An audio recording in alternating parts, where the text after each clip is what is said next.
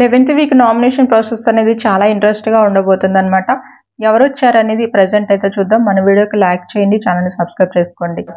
ఇప్పుడు హౌస్‌లో చూస్తే మాత్రం ఇద్దరైతే ఎలిమినేషన్ అయితే అయిపోయారు. ఇక ఇప్పుడు చూస్తే మాత్రం 9 మెంబర్స్ అయితే ఉండడం జరిగింది.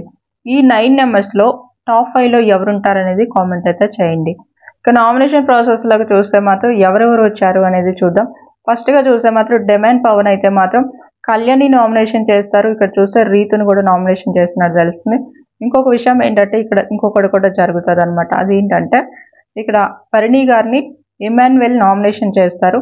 భరణి గారు కూడా ఇమాన్యుయల్ నామినేషన్ చేసినట్టు నాకున్న అప్డేట్ అనమాట. ఇక్కడ రీతుని కూడా ఇమాన్యుయల్ నామినేషన్ అయితే చేస్తారనమాట. సంజన గారు నామినేషన్ ప్రాసెస్లోకి అయితే ఈ వారం వచ్చేసారు.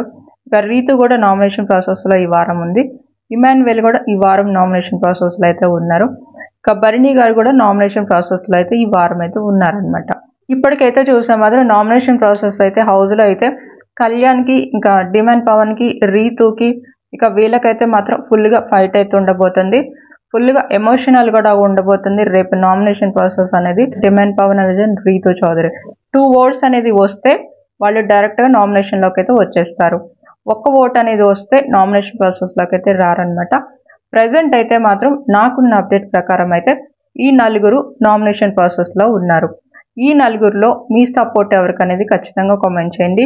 ఇంకా ఎవరెవరు నామినేషన్లోకి వచ్చారు, ఏం జరిగిందనేది మళ్ళీ నేను మార్నింగ్ వీడియోలో అప్డేట్ చేస్తాను. మన ఛానల్ని ఫాలో అవుతుండండి.